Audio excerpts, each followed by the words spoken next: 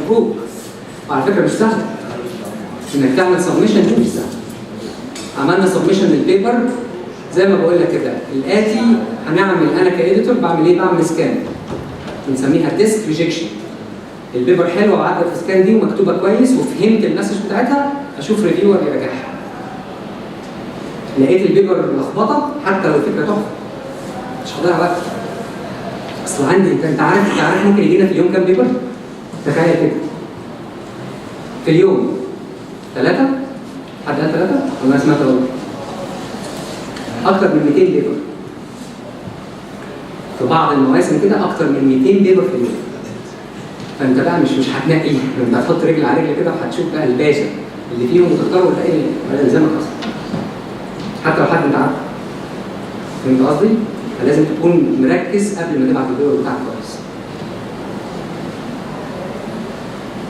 الى اي مدى انت متفائل بقى متشائم؟ ايه اللي هيحصل بقى؟ علم غيب بقى، ده محدش يعرفه. بس لا، عندك شويه اوبشنز يعني. المفروض ان انا اعمل ايه لتوب جورنال من البدايه؟ ليه لا؟ ايه المشكله؟ وليه لا؟ وعلشان ما تقوليش يعني زي ما بنقول بمصر كده ما تحطش الرضا في المنشار، عشان ما تقوليش انا معيش فلوس للسبمشن فيز، اختار جورنال توب وفري سبمشن. في كتير عنه. يعني لما تخش على الاوثر جايد لاينز هتلاقيه كاتب لك انت اعمل، مش هتقعد تقرا بقى ما تضيعش وقت، انا عارف ان كل الوقت عندكم سليم جدا فمش هتنزل عليه. اعمل كنترول اف. كنترول اف على الكمبيوتر يعني فايند واكتب فيه.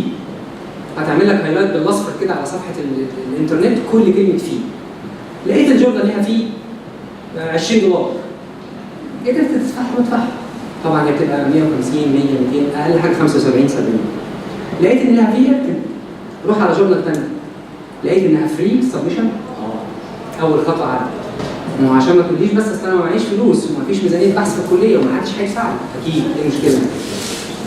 على فكره في انجلترا بعض الجامعات بترفض انها تدفع. مش كلها بس بعضهم والغالبيه بيرفضوا، يقول لك ماليش دعوه. رغم انك بتنشر والنشر ده بيفيد الجامعه قبلك، بس يقول لك ماليش دعوه. لما تبقى سكسسفول اديك حاجه اسمها ديسكريشنري اكونت. ديسكريشنري اكونت يعني ايه؟ يعني فلوس وهميه كده. حساب فيرتوال. لما تيجي تروح كونفرنس بدل هو ما يديك من البادجت يديك من حسابك، بس كل ما تنشر يزود لك 1000 جنيه مثلا 500 جنيه، بس فلوس ما بتشوفهاش تستخدمها في اغراض معينه. تمام؟ دي اللي بنسميها ديسكريشنري. بس عشان ما تحطيش الوضع في المنشار وتقول لي ما معيش فلوس، خلاص شوف جورنال يكون السبمشن فيه بتاعها فري. تقيم لتوب جورنال؟ ايوه. بكررها تاني، ايوه. تراي ات، انت مش خسران حاجه.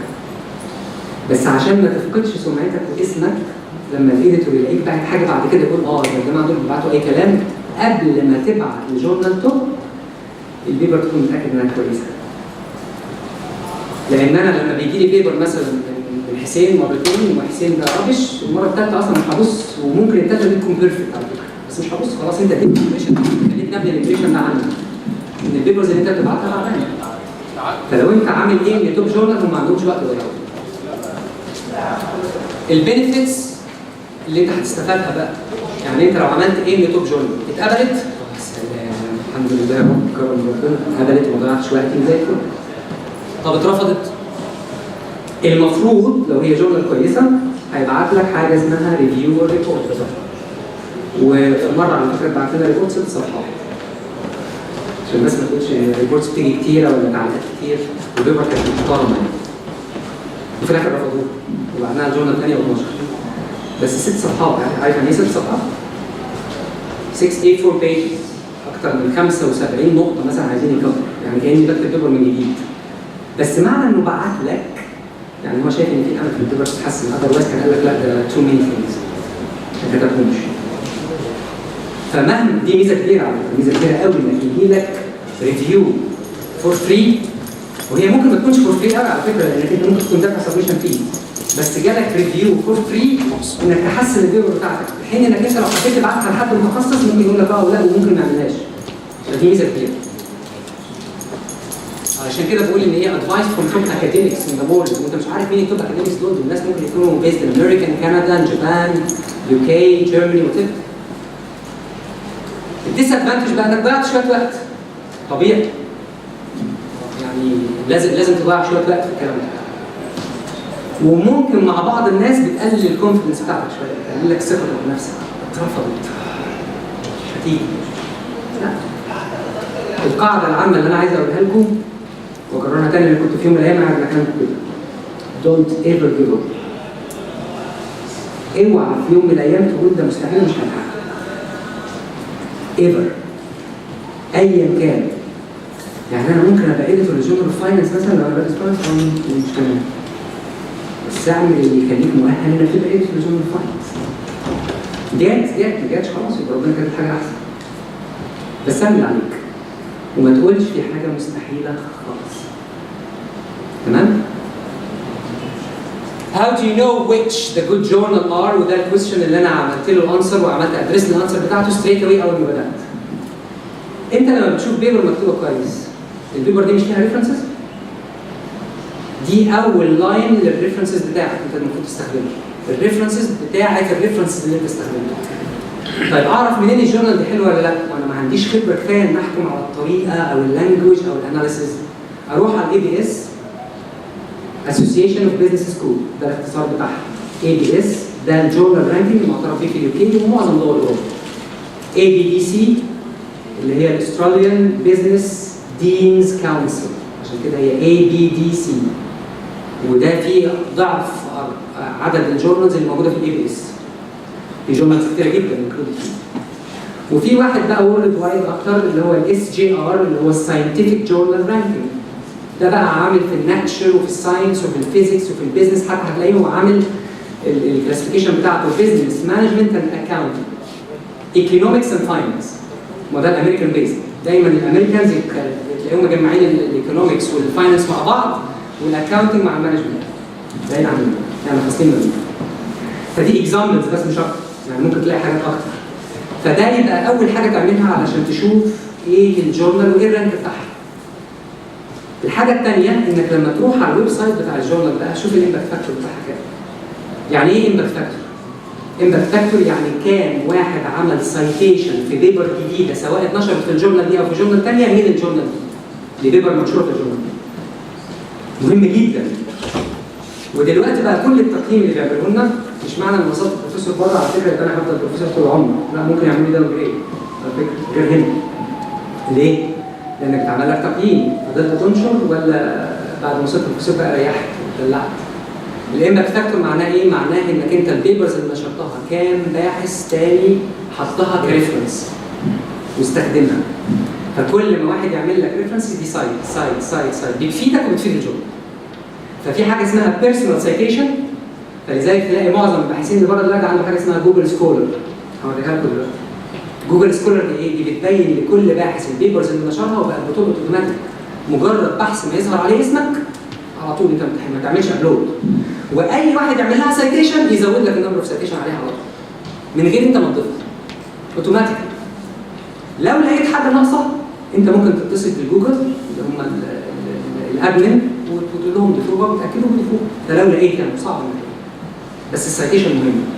فما عرفتش توصل للاي بي اس، ما عرفتش توصل للاس جي ار، خش على الويب سايت بتاع الجورنال وطبعا ده هاير ذا امباكت فاكتور ذا بيتر. بس في نقطه مهمه. الناس اللي بيشتغلوا في السياحه مثلا هتلاقي الامباكت فاكتور بتاع الجورنال 4 او 5 او 6. تيجي على اكونتنج وفاينانس كبير وقوي ممكن يبقى 1.5 2. ما تقولش بقى دي احسن من دي، لا ما تقارنش تو ديفرنت ارياز. الاكونتنج بيتقارنوا مع بعض، الفاينانس بيتقارنوا مع بعض، لان في سبيشاليزيشن، يعني في تخصص كبير قوي في حكايه الجورنالز. الجورنال اوف فاينانس هي الوحيده في الفاينانس اللي واخده 5. الجورنال اوف بانكينج اوف فاينانس كبيره جدا واخده 1.9. بس السايتيشن كتيره، بس هتلاقي السايتيشن في الاكونتنج فاينانس قليله شويه. يعني مثلا في الماركتنج، في الهيومن ريسورسز، في الاورجنايزيشنال بيهيفير، في الاي تي، لا اكتر. بس عشان في ندره شويه في تخصص الفاينانس والاكونتنج انا مستغرب، بس مش اكتر. عشان كده السايتيشنز بتاعتهم قليله شويه. فمهم قوي انك تعرف الجورنال اللي انت هتبعت لها ايه الكواليتي بتاعتها. يبقى عندك الرانكينج وعندك الامباكت فاكتور بتاع الجورنال اللي هو بيرفلكت السايتيشنز بتاعتها. طيب الاوفرال بروسيس بقى بتاعتنا. احنا بنعمل ريسيرش، لازم تتاكد من الكواليتي بتاعت الريسيرش بتاعك كويس ولا لا. وعلشان تقول ان الريسيرش بتاعك كويس يبقى لازم تبعته لحد تاني زي ما قلت لك يكون متخصص في المجال عشان يقول لك هو فعلا كويس ولا لا، مش علشان يعقدك ويكسر مقاديفك، لا حد تكون انت واثق فيه. بتكتب البيبر بتاعتك، بتعمل فوكس، لان في جورنالز على فكره بره كتيره جدا وبتنشر بالانجليزي واحنا بنسميها تحت السلم، جورنال تعبانه. الجورنالز اللي بتكتب بالعربي هنا انضف منها بكتير. فانت عايز جورنال لازم تتاكد انها بير ريفيود، وكلمه بير ريفيود يعني بلايند دبل ريفيو بروسيس. يبعتها لاثنين محكمين من غير ما يعرفوا انت مين ولا انت تعرف مين. بتعمل سبمشن، اوعى في حياتك تعمل سبمشن لتو بيبرز في نفس الوقت، لوان بيبر سوري في نفس الوقت لتو جورنالز. على حظك الحلو ممكن يتبعتوا بنفس الريفيو وحصلت، وفي الحاله دي بيتعمل لك بلوك وبتتفضح فضيحه السنين. لان في جورنال بتعمل هايلايتس على الويب سايت ان فلان الفلاني غش، ان فلان الفلاني بعت لتو جورنالز ده انيسي. يعملوها ما يعملهاش، انت كنت حابب انك تاخد الريسك يعني تيجي تحط. بس الاحسن انك تبعت الجورنال وتستنى شويه لغايه ما يرد عليك. وتبقى عامل كده بلان بي، لو الجورنال دي رفضت هبعت ليه. تاخد الريسك وتبعت الاثنين. سي يو ليتر حر. وين تو سبميت ويتش جورنال اند هاو، مهم قوي. امتى الوقت اللي اعمل فيه السبمشن، واي جورنال هعمل فيها السبمشن، وازاي هعمل السبمشن. وقلت فكره حلوه قوي انك ابعت للاديتور قبل ما تبعت رسمي. Would you be interested to consider this particular paper entitled blah blah blah blah for publication in your journal؟ قال هابي ما قالش ما خسرتش حاجه، بدل ما تضيع وقتك وبياخد ريفيو. يعني السكان ريفيو ساعات بتوصل لشهر. يعني في جورنال اسمها انترناشونال فاينانشال اناليسيس، الراجل بتاعها راجل طيب انا عارفه يعني شخصيا، بس خنيق. تبعت له البيبر سنه، يقعد شهر على ما يبص عليها الفيرست ريفيجن. اذا قرر انه يحطها اندر ريفيو اديها بقى من 6 شهور لسنه. وده افريج مش كبير، بس بياخد وقت طويل قوي عشان يرد عليك الرد المبدئي اللي هو انا هادي ولا مش هادي. دي لحظه. بس مع العدد الكبير من البيبرز لازم لما بقيت ادخل بقى فهمت انت عندك عدد كبير بس مش فاضي كل يوم، وعندك تدريس وعندك ريسيرش بتاعك وعندك طلبه وعندك بيت وعندك حياه. ده طبيعي يعني، انت مش قاعد مخصص حاجه الجورنال دي فور ايفر. فبياخد وقت، بس بياخد وقت شهر مثلا. الفيرست ديسيشن وهي يا اما اكسبت يا اما امندمنتس، حاجات بسيطه، يا اما ار يا اما يقول لك شكرا ده الريبورت اهو وانا مش هعتبره ريجكت. وده مش وحش على فكره، انك انت هتاخد الامندمنتس دي والكومنتس تعدلها في البيبر بتاعتك وتبعتها الجورنال الثاني، سواء في نفس الليفل او اقل او اعلى او تي. ايه البوسيبل اوتكمز بتاعتنا؟ اكسبت، صوت طبعا، نعمل نديك السي في بتاعتك، هيص، وجهه نظر شخصيه. ده اوحش قرار لانك انت تاخده المفروض تنساها على طول. هي اول بيبر بس هي بتبقى لها فرحه كبيره، اول بيبر في جورنال كبيره، مش اول بيبر بشكل عام. يعني لو نشرت بيبر مثلا في 3 ولا 4، اول بيبر دي تقعد كده عايز تكلم الناس كلها وتقول لهم انا نشرت. احتفل براحتك، اعمل ابديت للسي في بتاعتك براحتك، اقفل، فكر في البعض. المشكله بقى في البوبليكيشن دي انها عامله، سوري يعني المثال بس هو مفيش غيره، عامله زي الدراجز، مخدرات.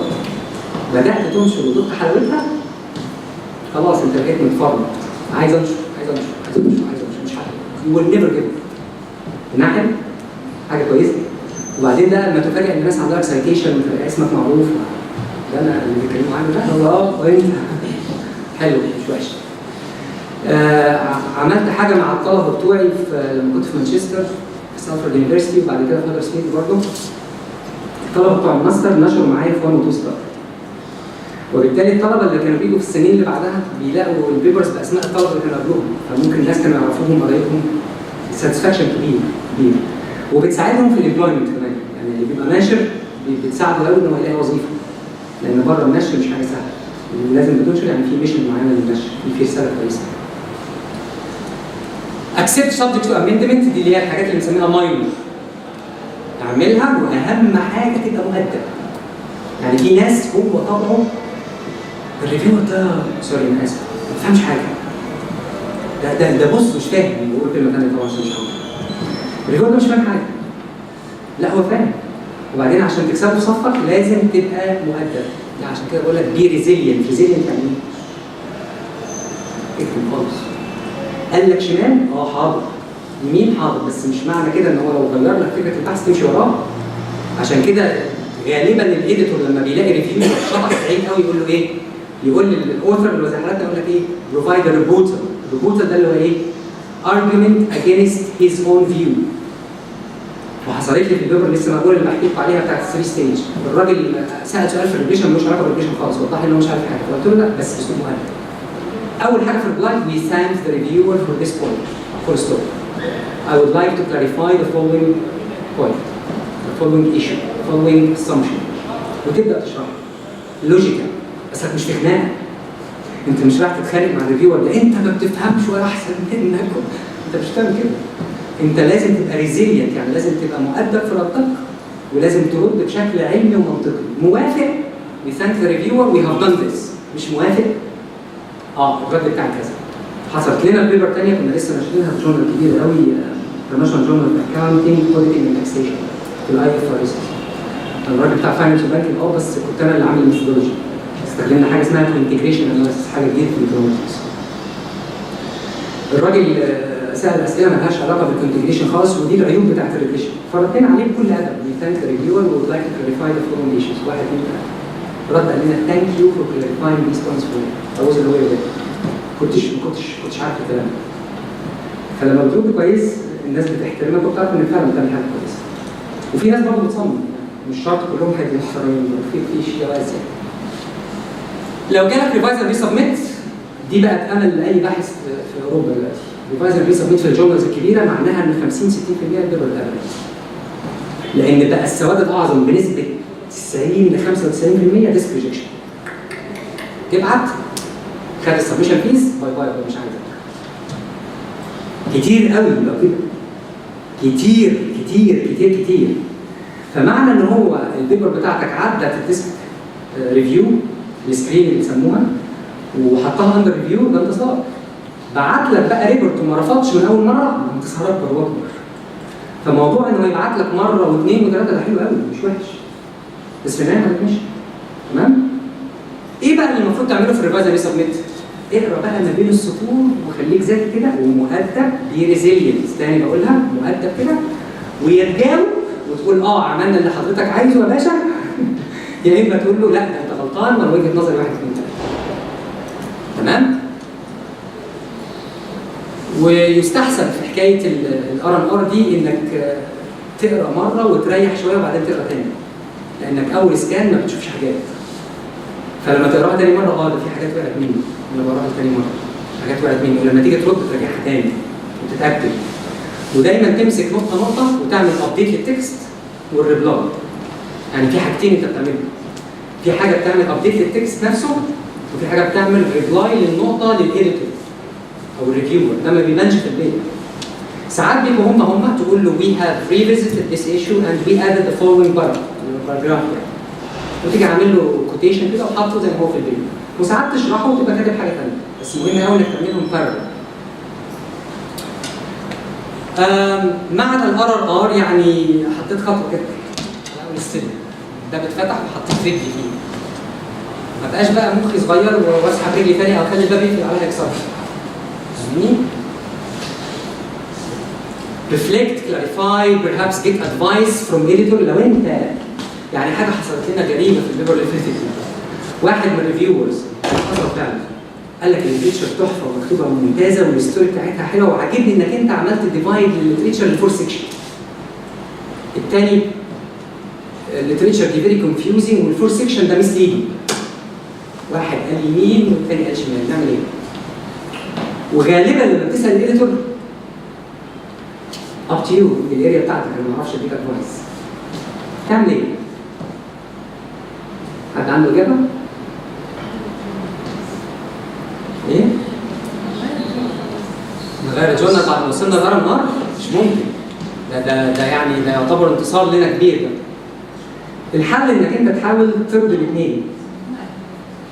اللي قال لك انا هابي لو عملت تغييرات طفيفه مش في جوهر الموضوع مش هيفرق معاك، الثاني مش عاجبه السكشنز، شلنا السكشنز وكتبناها وعملنا لينك ما بين السكشنز.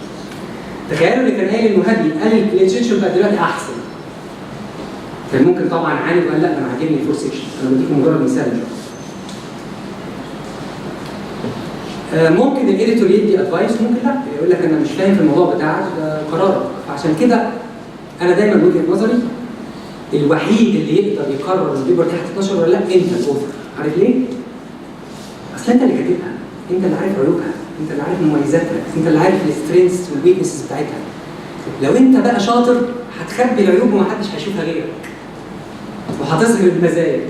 لو انت مش متمكن قوي هتبقى اول حاجه ظهر العيوب هيغطوها بالسلامه اللي مش عايزينك. فانت اللي في ايدك كل حاجه. انت اللي في ايدك كل حاجه. اعمل ستريس على المزايا بتاعت البيبر بتاعك، ايه جديد؟ ايه الحاجات الجديده اللي انت عملتها ومحدش عملها كده. لو ريجكت في ناس تقول لك ده ظلمني انا لازم اعمل ابيه، يعني لازم اشتكي ابعته. انسى. انسى. مفيش بيبر اترفضت واتعمل ابيل ورجعوا عملوها كونسيدريشن. حصلت معانا مره بس رفضها تاني. كان راجل فظيع. فانسى حكايه الابيل. اول ما يجيلك ريجكشن اهم حاجه تطلع بيها من الريجكشن الريبورت عشان تحسن البيبر وتبعتها حلو. ما بعتوش ريبورت امر الله. اعملها زي ما هي. ما تعرفش ايه العيوب اللي فيه او ابعتها لحد ثاني. عشان كده بقول لك ريفايز فور ديفرنت جورنال على طول. ما تضيعش وقت. حته ابيل دي يعني انا لما ارفض واحد يجي يقول لي اصل بس عندي بيبرز ثانيه واحسن. ان سامري بقى يعني المفروض انت تبقى راجل keep thinking flexibility about publication. يعني ايه؟ لازم يكون عندك امل في حكايه الببليكيشن دي. الموضوع مش مستحيل. الموضوع فعلا مش مستحيل. تمام؟ الموضوع ممكن وممكن بنسبه كبيره قوي وليك اكبر من غيرك. بس لازم انت تكون بوزيتيف في طريقه تفكيرك. يعني ايه بوزيتيف في طريقه تفكيرك؟ يعني انت تكون ايجابي شويه، عندك امل وعندك بليف انك انت تقدر تعملها. بس طالما حسين عملها انت مش هتعملها ليه؟ هو نازل منك ليه؟ انا بس توفر لي شويه امكانيات مش متوفره. حاول تستغل الامكانيات اللي قدامك لغايه ما توفر لك اللي توفر. انا كنت زيك بالظبط قاعد في خريج عربي بقول لك مش عارفين حتى بنتهي بس اتعلمت وسهرت الليالي واتكلمت مع ناس واتكسفت في شويه وحركت في شويه لغايه ما بقيت بروفيشنال. يعني دلوقتي لما بطلع في انترناشونال كونفرنس محدش بيعرف الناس مصر من البرونسيشن بتاعتي. مش ممكن تبقى معروف لان معروف ان احنا المصريين ازاي لينا حاجات كده حاده شويه. فلما عملت براكتس كويس وحسيت اللغه بتاعتك محدش بيعرف. هو الواحد مش قصده ان دي حاجه وحشه، لا انا قصدي ان وصلت لدرجه اتقان ان انت اللانجوج بتاعتك بقت زي الناس بالظبط. فمش مستحيل. فما تقوليش بقى لا انا هنا ومش هعرف انشر ومش هعرف اكتب الكلام ده كله كلام انا اجينست 100%. لازم تبقى عارف ان البيبرز دي معموله عشان تعمل كونتريبيوشن. لو انت عندك بروجكت زي بتوع هندسه زي بتوع طب ده بيعمل ماتيريالز. البروجكت ده بيبروفايد ماتيريالز معينه عشان انت بعد كده تستخدمها في بيبر وتعمل كونتريبيوشن. الكونتريبيوشن دي يعني انت تقول للناس انت هتاخد نصيحه بواحد اثنين ثلاثه تعمل كذا، المفروض تعمل كذا. هي مش ملزمه طبعا بس هي اللي بنسميها كويس امبليكيشن. زي ما قلت لك هي في ايدك. مانج اديتورز. هيلب ذم تو سي يس. اقنعهم بيك. يا تقول له انا بفهم ويبدا يرحب ويفتح لك دراعاته، يا تقول له انا ما بفهمش ومش عارف اكتب وهو حتى هيقول الفكره حلوه بس انا مش هضيع وقتي لان عايز تتكتب من جديد فروم سكراتش. ما تضيعش وقتك. مانج يور سيلف وده مهم قوي. شوف اول حاجه كاتبها ايه؟ بي ريزيلينت. ما تقاوحش على الفاضي. عارف اوكي جو اهيد، مش عارف اسال. اسال. اسال عشان تتعلم. انما ما تفتيش. يعني البوبليكيشن ما فيهاش حد يعرف. مانج ذا تايم. حكايه الوقت ده انت وحظك. يعني في جورنالز جورنال اوف ماني بانكينج وفاينانس مثلا في فور ستار بتاخد سنتين من النقاش. سنتين علشان ممكن يدي ار ان ار او لا، وممكن في النشر النهائي تاخد 3 سنين. في جورنال ثاني بتاخد 6 شهور، في جورنال بتاخد سنه، بس متوسط النشر العام ما بين سنه وسنتين. جورنال كويسه. بس صدقني وانس ان انت جالك الديسيشن في جورنال محترمه يا ريت ياخدوا 5 6 سنين كمان من الجيل كمان. يبقى هابي جدا، سعيد فعلا. Thank you very much. وقت الكويستشنز وبعد ما نخلص الكويستشنز